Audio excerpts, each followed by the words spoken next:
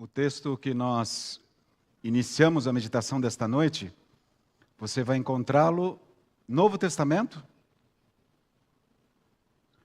livro de 1 Tessalonicenses, e você pode separar o capítulo 5.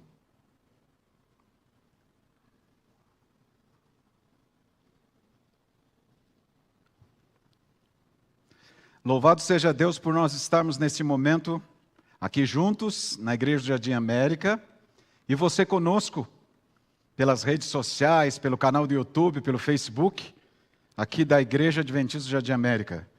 Você, mesmo não estando aqui, faz parte dessa família. Nós queremos agradecer por você fazer parte deste momento. E é sempre um privilégio estudarmos a palavra do Senhor.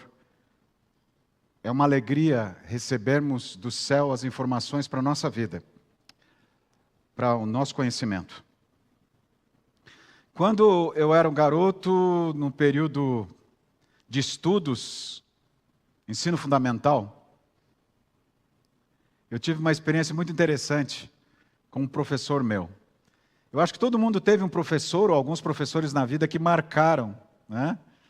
Professor de português, de geografia, de ciência, de matemática, que de alguma maneira influenciaram algumas decisões da sua vida e ajudaram você até profissionalmente, né? E você deve ter a sua história também. O professor que deixou marcado uma experiência comigo era o professor de matemática. E eu confesso para vocês que não é uma matéria que eu amo. Aliás, é uma matéria que eu suporto. Tive que passar por ela em algumas situações. Apesar de que alguns amam matemática, eu sempre gostei mais de outras áreas. Mas era um excelente professor, conhecia muito a matéria, didático, bem experiente. E ele tinha uma estratégia, que era um hábito. Checar de surpresa quem havia feito a tarefa dada na última aula. E daqueles esquecidos, né, ele descontava pontos. Então, como eu não era muito fã dos exercícios de matemática, eu dificilmente fazia as tarefas de casa e eu arriscava, às vezes, que ele não checaria a lição. Mas, para minha frustração, ele geralmente checava. E em várias aulas de matemática, eu fui pego despreparado, sem fazer a lição. E eu perdi muitos pontos por isso. E acabei desenvolvendo uma impressão ruim daquelas aulas de matemática. E eu me lembro que ele saía lá da frente com o livro de chamada, o caderno de chamada, e ia passando assim pelos alunos, cadê a lição? E quem checava, quem tinha feito, ele dava um ponto, quem não fazia, ele tirava um ponto, e ele ia dizendo assim, não adianta tomar remédio na hora da morte. Ele falava, não adianta tomar remédio na hora da morte. E eu desesperado lá, querendo dar uma arrumada ali para ver se enrolava o professor, mas não adiantava, né? Mas qual é o verdadeiro problema? Qual era o meu verdadeiro problema? Era o meu professor de matemática? Eram as aulas de matemática? Não. O problema estava comigo, era a minha falta de cuidado e de responsabilidade. Minha negligência em estar preparado para aquele momento. Era esse o problema. O problema estava comigo. Era um excelente professor, eu lembro dele até hoje com muito carinho, com muito respeito. E aprendi muita coisa com ele também, inclusive ser responsável. É óbvio, e não precisamos entender muito de teologia ou de profecias, para percebermos que o nosso mundo tem sido assolado por acontecimentos incomuns nesses últimos anos e meses. Primeira coisa importante. Segunda coisa importante. Esses acontecimentos incomuns estão se tornando mais frequentes e mais intensos. Só no início deste ano, e sem se preocupar, e não querendo ser alarmista de modo algum, mas sendo realista, nas primeiras semanas do mês de janeiro deste ano de 2024, nós já vivenciamos várias catástrofes no mundo. Final do ano passado, começo desse ano. De todo sentido.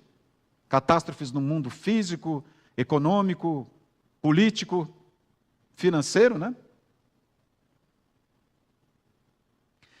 E por mais que eu esteja distraído com as distrações que me oferecem todo dia, ainda dá para ver que as coisas estão fora da normalidade. E se existe uma coisa muito comum em nós, seres humanos, aliás, duas coisas comuns. Primeiro, nós culpamos Deus pelas tragédias, né? A segunda é nós acharmos que isso não tem nada a ver, é normal.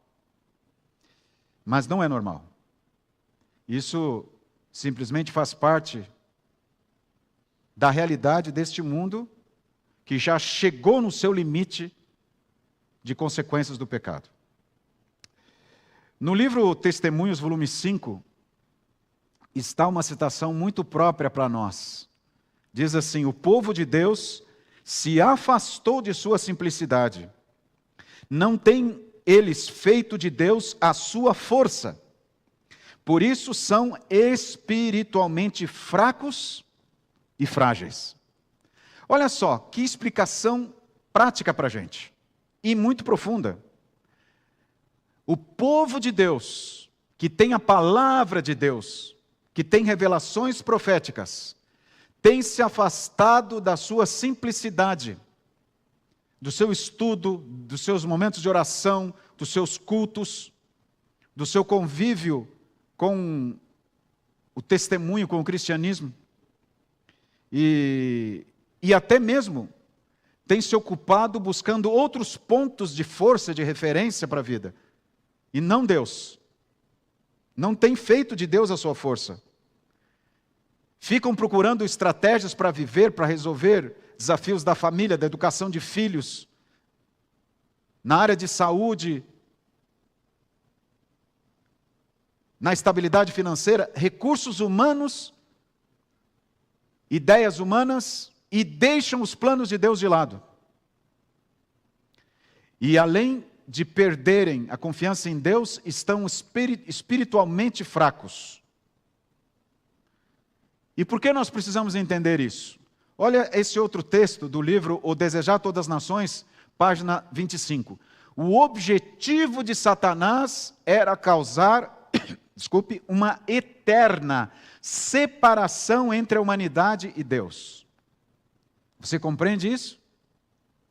Desde a queda do anjo rebelde e as suas hostes, esse tem sido o seu objetivo: separar a humanidade de Deus. E uma separação eterna. Mas o que Deus faz nessa condição?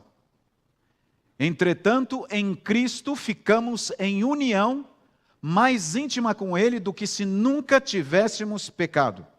Amém? Aleluia, louvado seja Deus. Parecia que estávamos no caos eterno, sem esperança.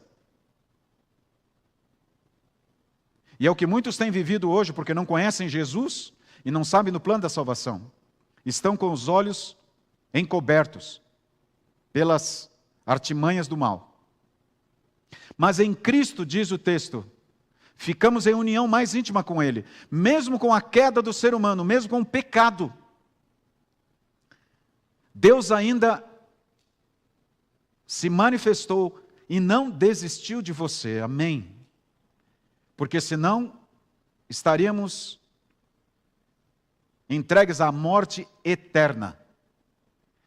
E viveríamos num mundo cada vez mais cruel, até que Satanás nos destruísse a todos. Deus agora quer que você volte para perto dele. Ele quer você junto dele. Então nós precisamos entender algo muito importante. Vivíamos na escuridão como humanidade. Mas Deus nos libertou da escuridão através das suas revelações proféticas, da palavra de Deus, da sua palavra e da vinda do seu Filho Jesus Cristo. E é necessário que a gente entenda que não estamos caminhando às cegas, porque temos uma orientação para nós e temos que buscar essa orientação, que é a palavra de Deus, que são os ensinos de Deus. A profecia bíblica claramente revela o futuro. A profecia divina não adivinha, ela sabe. Porque a profecia foi inspirada por uma mente divina que deseja que saibamos o que está para acontecer neste mundo. E isto é a vontade de Deus e uma providência de Deus. Para que possamos nos preparar. A tragédia é que milhões de pessoas, muitos deles cristãos, pensam que sabem o que vai acontecer no futuro, mas não têm ideia real do que a Bíblia ensina. Eles podem ter lido um livro sobre profecias, eles podem ter ouvido um sermão, mas eles nunca mergulharam no estudo da Bíblia pessoalmente. E nós sabemos que podemos dividir o mundo provavelmente em 4 classes. Primeira, existem aquelas pessoas que pensam que sabem o que vai acontecer, mas realmente não sabem. Outro grupo, número 2. Outras pessoas não têm ideia do que vai acontecer. Elas não sabem que não sabem. E elas estão realmente confusas. E o terceiro grupo, tem aquela gente que não sabe o que vai acontecer e realmente não se importa do que vai acontecer. Quer viver o hoje, os prazeres do hoje. E um quarto grupo tem aquelas pessoas que sabem o que vai acontecer, estão buscando a Deus de coração, através da oração, por meio da sua palavra, preocupadas com o que está por vir e preparando-se para saber o que virá a este mundo. Agora, não há motivo para não saber o que acontecerá a este mundo sobre os últimos momentos da história deste mundo, os momentos finais que estão se aproximando. E eu quero confirmar isto com você, neste texto que anunciamos no início da mensagem. 1 Tessalonicenses, capítulo 5, e nós vamos ler os versos 4 a 6. Você está com a sua Bíblia aberta? Acompanha comigo. Diz assim: mas vós, irmãos, olha só, para quem está se dirigindo esta mensagem, qual que é o público desta mensagem? O povo de Deus. Mas vós, irmãos, não estáis em trevas, para que esse dia, como ladrão, vos apanhe de surpresa. O primeiro alerta do apóstolo é justamente uma solução, um caminho para nós. Estais em alerta. Não fiquem em trevas, para vocês não serem pegos de surpresa. Não fiquem em trevas. E aí, Paulo continua: porquanto vós todos sois filhos da luz e filhos do dia, pois não somos da noite nem das trevas. Por que o apóstolo Paulo está falando dessa maneira, que nós somos da luz e não das trevas? Porque nós recebemos a revelação de Deus, a luz, a lâmpada, a palavra de Deus foi revelada para nós. Mas infelizmente, mesmo recebendo a luz, alguns insistem em fundamentar a sua vida nas trevas. E ensinos que não são de Deus, filosofias que não se valem da autoridade de Deus, muito menos do apoio de Deus. E Paulo termina: assim, pois, não durmamos como os demais, pelo contrário, vigiamos e sejamos... O que diz Paulo aqui? Sejamos sóbrios. Em outras palavras, não precisamos estar presos à escuridão. E hoje, muitas pessoas veem o mundo andando como está e não sabem em quem devem crer. Alguns procuram se envolver em revoluções, em movimentos filosóficos, políticos, pensando que vão resolver o problema da humanidade. Mas o problema da humanidade está dentro do ser humano, no coração do ser humano. E não sabem o que fazem, alguns estão perdendo o controle, alguns estão tendo graves problemas emocionais, porque chegaram no limite das suas opções. Para esses, Deus diz: não andem nas trevas, olhem para a luz. Nos dias de Cristo, muitos dos líderes judeus pensaram que sabiam o que estava acontecendo. E eram religiosos. Mas mesmo que a profecia explicasse que Cristo viria como servo sofredor, que viria como um cordeiro ao mundo, que sofreria, eles pensaram que ele viria em glória e poder. E insistiram nessa situação. Jamais na profecia bíblica, principalmente Isaías, Jeremias, Malaquias, profetas que enfatizaram a vinda do Messias, jamais houve alguma declaração em que desse a entender que Cristo viria como um imperador para um movimento político revolucionário. Mas era assim que eles esperavam o Messias. Entenderam mal os eventos da primeira vinda de Cristo e, portanto, eles perderam a vinda do Messias. Eles perderam o maior evento da história do mundo até aquele ponto. Jesus tinha vindo, mas eles não sabiam disto. Agora, há muitos que não conseguem discernir os sinais dos tempos. E mesmo alguns religiosos e cristãos ficam apavorados quando ouvem falar sobre a volta de Jesus, o juízo final. Eles falham em entender o que está acontecendo em nosso mundo. Nós precisamos entender quais eventos ainda faltam acontecer. E eu quero que você cheque algo muito importante declarado pelo próprio Jesus. Mateus capítulo 24, verso 14. Veja que impressionante esta declaração de Jesus para este momento que estamos vivendo. É um texto conhecido, mas ele tem que ser revisado e revisado. Diz o texto: e será pregado este evangelho do reino por todo o mundo, para testemunho a todas as nações. Então virá o fim. Você percebe que Jesus faz um discurso muito claro, enfático, mas descritivo? Mateus 24 descreve várias situações políticas, sociais, que assinalam a volta de Jesus. Jesus fala assim: quando acontecer isso, estamos no tempo do fim. Não quer dizer que Jesus vai chegar agora, mas é o tempo do fim. Mas aí Jesus diz: quando o evangelho for pregado, aí sim, então, virá o fim. Exatamente isso que Jesus quer que você entenda. Antes de Jesus voltar, a verdade sobre a sua palavra irá até os confins da terra. As pessoas, todas as pessoas de qualquer nação, tribo, língua, terão o privilégio de receber a declaração do plano da redenção, a explicação do amor de Jesus por elas e a opção de fazerem a escolha de estarem com Jesus ou não. Jesus não voltará simplesmente do acaso ou por nada. Ele virá depois que todos tiverem a oportunidade de tomar a sua decisão. Mas como isso vai acontecer, pastor? Deus tem poder ou não tem? A sua sabedoria é suprema e está além da nossa compreensão. E os seus meios também. Agora, você acha que Satanás pode ler e entender este texto?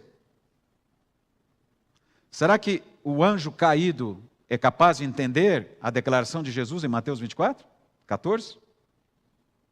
Sim. Antes do pecado ele foi um anjo de luz, ele certamente tem lido esta profecia, ele esteve ao lado de Deus antes de se rebelar contra Deus. E tem feito de tudo para impedir esses eventos de ocorrer. Mas independente da sua estratégia e da sua intenção, Jesus cumprirá a sua promessa e voltará. Amém? Aleluia! Louvado seja Deus por isso. Queira você ou não, esteja você preparado ou não, Jesus voltará. Mas agora nós temos a oportunidade de olhar para as profecias e sermos libertos das trevas. Deixarmos de viver nas trevas, da ilusão, da incompreensão, do acaso, de filosofias vãs.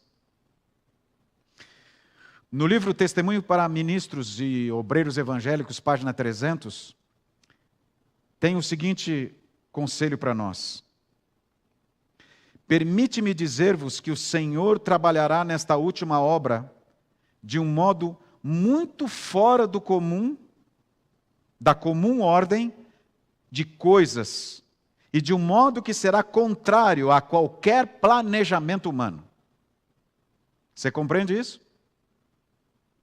Como que Deus proverá um meio do Evangelho ser pregado em todo o mundo? Até umas décadas atrás, não tínhamos a ideia que haveria a possibilidade de nos comunicarmos como nós nos comunicamos hoje. De um modo tão prático, com o equipamento que a gente carrega no bolso e pode falar com o mundo todo. E outras opções que temos. E com isso, o Evangelho tem sido pregado 24 horas por dia. Mesmo canais que usam para profanar o nome de Deus e até ensinar ideias vazias, Deus também usa esses canais para pregar o Evangelho. E neste momento tem alguém assistindo esse sermão por um dos canais, por 2 canais que nós temos na igreja, mesmo não estando aqui, e alguns eu sei que estão em outros estados, até fora do Brasil, assistindo esse sermão. Louvado seja Deus por isso. O Evangelho está sendo pregado, e esse sermão talvez será visto por outras pessoas, que não estão aqui hoje, talvez não será visto, porque a igreja tem um sistema de comunicação para isso. Até alguns anos, décadas atrás, não se imaginava que isso seria possível, dependia de alguém enviar uma carta, dependia de alguém transmitir um sinal de TV por satélite, ou mesmo por um canal aberto, que seria muito difícil, muito caro, e nós chegamos, a igreja investiu uma quantia considerável na pregação do Evangelho nesses canais, e foi muito usado, muito bem usado, só que hoje nós estamos muito mais rápidos. Nós aqui que somos da família do Jardim América, e temos aqui a família do Novo Tempo conosco, muitos que trabalham no Novo Tempo fazem parte dessa família, sabem disso. O Evangelho é pregado 24 horas por dia, por uma rede de TV, uma emissora, pela internet, pela rádio, pela web, que é um dos meios mais usados hoje. Deus proveu meios. Aqui o texto diz: permite-me dizer-vos que o Senhor trabalhará nesta última obra de um modo muito fora do comum. Como Deus atingirá países que são fechados para a pregação do Evangelho e do cristianismo, do modo fora do comum, da comum ordem das coisas e de um modo que será contrário a qualquer planejamento humano. E diz assim o texto: surpreender-se-ão os obreiros com os meios simples que ele usará para efetuar e aperfeiçoar sua obra de justiça. Deus realizará uma grande obra. E no último livro da Bíblia, o livro de Apocalipse, eu quero ler com vocês esse último texto nessa noite. Apocalipse capítulo 18, verso 1, está uma grande declaração profética e verdadeira do próprio Deus. A revelação de Jesus, falando sobre a grande promessa de nos libertar das trevas, do desconhecimento, da ilusão deste mundo e nos levar para a luz. Diz o texto: depois destas coisas vi descer do céu outro anjo que tinha grande autoridade. Olha só, grande autoridade. E a terra se iluminou com sua glória. Quando você lê que um anjo desceu do céu, é uma declaração que ele tem uma mensagem divina para o mundo. E especialmente, diretamente para o povo de Deus, motivando o povo de Deus. E qual mensagem é essa? Ele é um mensageiro. E se ele está vindo do céu, a mensagem de Deus para quem? Diz o texto que ele iluminou o mundo. Lâmpada para os meus pés é a tua palavra e luz para o meu caminho. A palavra de Deus vai iluminar o mundo com sua glória. Não será um canto, não será só uma parte do planeta, não será só uma cidade, um bairro, será o mundo todo. Aqui novamente é uma previsão de que a palavra de Deus sairá com poder nos últimos dias da terra. E então Jesus virá. Pela misericórdia de Deus, que segundo Lamentações nos diz que foi renovada nesta manhã, Deus ainda está dando oportunidade para cada ser humano tomar a sua decisão. E a mensagem está avançando como para nós nesta noite, aqui neste momento. Mas Jesus diz que você pode ser um filho do dia, um filho da luz, e não andar nas trevas à noite. Ouça o apelo de Deus ao seu coração. Não é por acaso que você está assistindo esse sermão e este vídeo? Jesus está chamando você, Ele está convidando você para tomar uma decisão. Livro Patriarcas e Profetas, página 694, revela para nós essa mensagem. O poder de Deus é constantemente exercido para contrariar as forças do mal. Amém. Por mais que o anjo rebelde tente impedir a pregação do Evangelho, por mais que ele tentasse destruir a palavra de Deus, Deus tem mantido a sua palavra, e a palavra de Deus tem sido pregada sempre, e hoje é pregada 24 horas por dia, através de seus filhos e filhas, através dos meios de comunicação, e através de meios que nós não imaginamos. O poder de Deus constantemente é exercido para contrariar as forças do mal. E diz ainda, Ele está sempre em ação entre os homens, não para os destruir, mas para corrigi-los e preservá-los. Ele está apelando para você neste momento, para abandonar as ilusões deste mundo e fazer parte do povo de Deus nos últimos dias. Pessoas que amam Jesus para serem leais e obedientes à sua vontade e aos seus mandamentos. A crise está chegando, sim. E logo vai se alastrar e se intensificar mais. E precisamos agora ficar ao lado de Jesus. Você estará seguro nos braços de Jesus. Não tenha medo. Porque hoje Ele te promete libertar você da escuridão. Através da sua palavra. Através da sua promessa. Pessoas no passado viveram como nós, num mundo mau e cheio de propostas, filosofias, de ilusões, de recursos, mas não desistiram, ficaram ao lado de Deus, andaram, lutaram, e alguns entregaram até a vida, porque criam e tinham certeza que eram herdeiros de uma cruz. E você também pode, em nome de Jesus, viver esta esperança. Eu quero cantar esse hino agora como uma oração, para que você e eu saiamos deste momento animados com esta esperança. Caminhe com Jesus, caminhe na luz.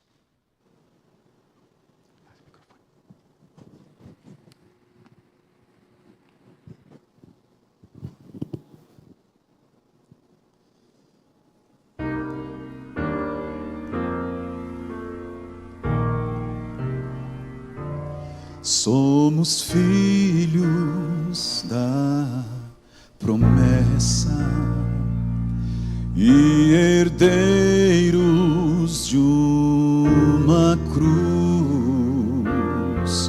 Como viajor estou seguindo as pegadas de Jesus. E em meio à escuridão pareço só, mas nesse trilho encontro a luz caminhando,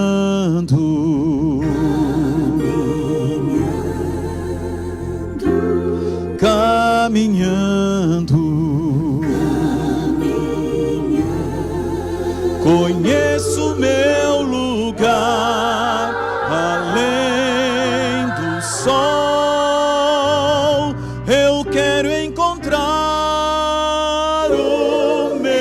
Senhor, lá no lar.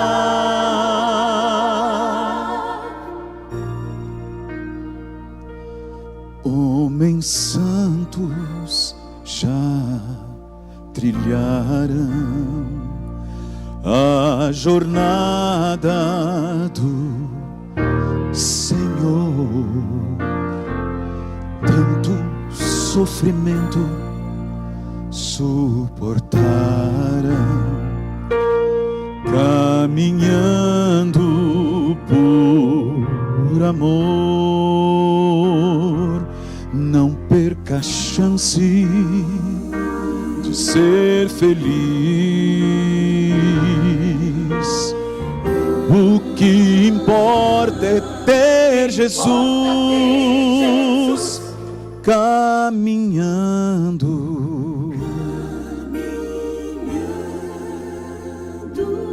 caminhando. Conheço meu lugar além do sol. Eu quero encontrar o meu Senhor lá no lar,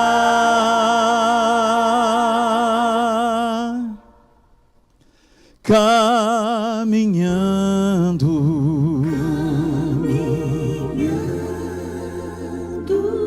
caminhando.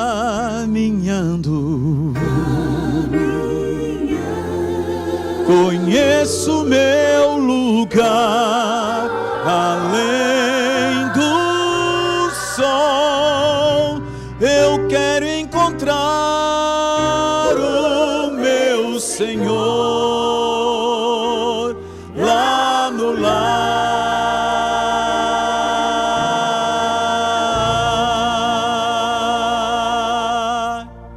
Amém? Vamos orar? Quero convidar você para o próximo sábado, às 9 horas da manhã. Neste mesmo canal, aqui nesta igreja também, mais um culto de adoração a Deus. Você está muito mais que convidado. Você faz parte dessa família.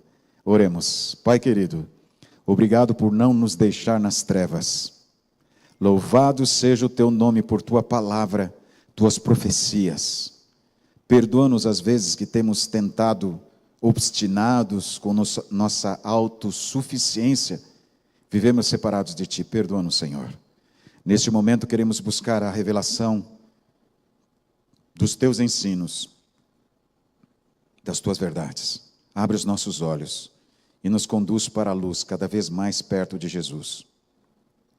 E que sejamos luz para este mundo, possamos testemunhar aonde estivermos que Jesus está chegando. Que o Evangelho seja anunciado a todo mundo, para que logo a gente veja nas nuvens dos céus o nosso querido Salvador. Em nome de Jesus. Amém. Que você tenha muita paz e ande muito perto de Jesus. Amém.